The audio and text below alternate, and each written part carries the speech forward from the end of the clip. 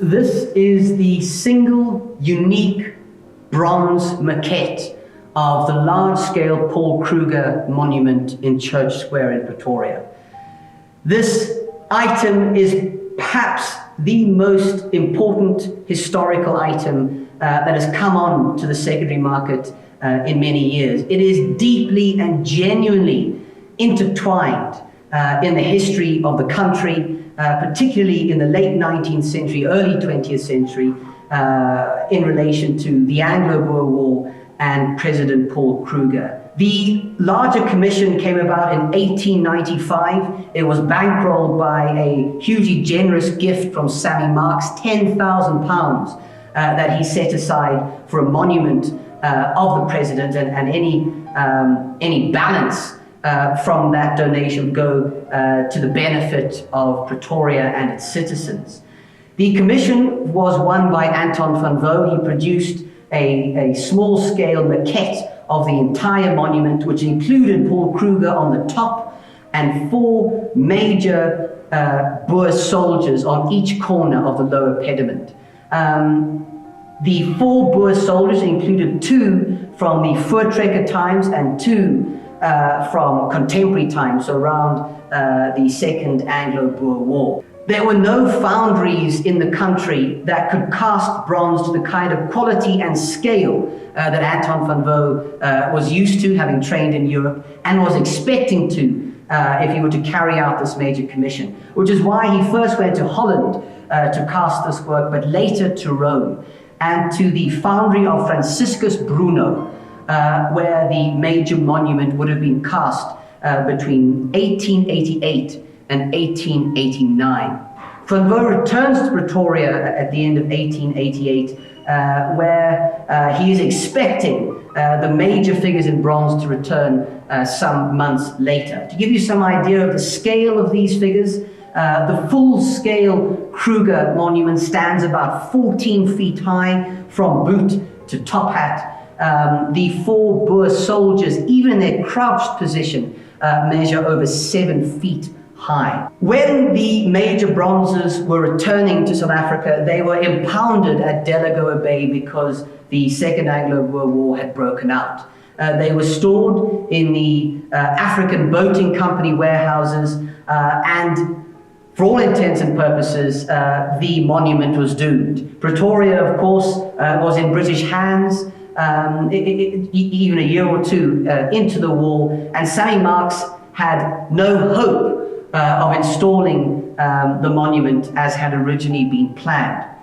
Lord Kitchener of Khartoum, sensing an opportunity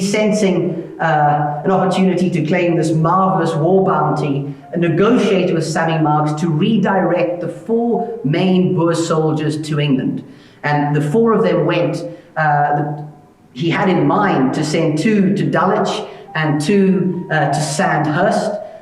Neither of them seemingly were particularly interested, and 2 of them eventually went to the Engineering Academy at Chatham in Kent, and the other 2 went to Broome Hall, which just happened to be Lord Kitchener's country seat. The Paul Kruger statue languished, we expect, in the African Boat Company's warehouses. All the time Sammy Marks would have been paying storage costs there. And quite simply, we don't actually know what happened to that final figure. Gerard de Camper is uncovering some incredibly exciting research that will maybe fill in some of those blanks. However, the small-scale plaster of Paris maquette returned to South Africa in 1904 after President Paul Kruger died. He, of course, died in Switzerland in exile. And it went on display at Paul Kruger's funeral in the December of 1904.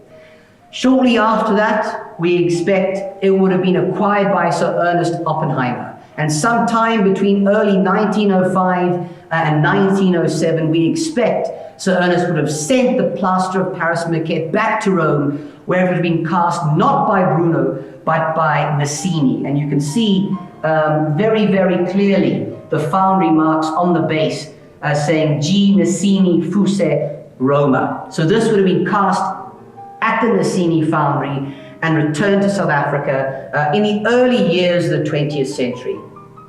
It stayed in Sir Ernest's personal collection, we expect, until it was purchased for 125 guineas by the Rand Club, where it has been at the entrance of their bar for decades. It is a beautiful figure in itself.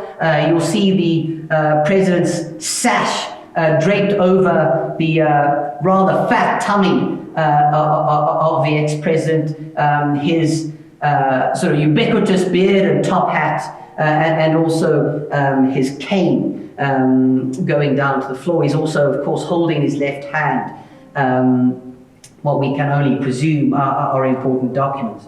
It has a wonderful patina, a genuinely time-worn patina. This is potentially a small-scale bronze maquette that predates the major 14-foot-high monument in Church Square in Pretoria. What happened to the monument over a century? Well, most likely a replica bronze was cast by Nicene shortly after Kruger's funeral, and it would have been installed in Princes Park in Pretoria in about 1916. Louis Botha, as well as Jan Smuts, tried their hardest to repatriate the 4 major Boer soldiers, and Jan Smuts managed to do that in the early 1920s. And they were only reunited with their general in 1926, when all 5 of them were installed as a new monument outside the old Pretoria railway station. It was only in 1956 when all of them were installed in their original location, Church Square, where they remain today.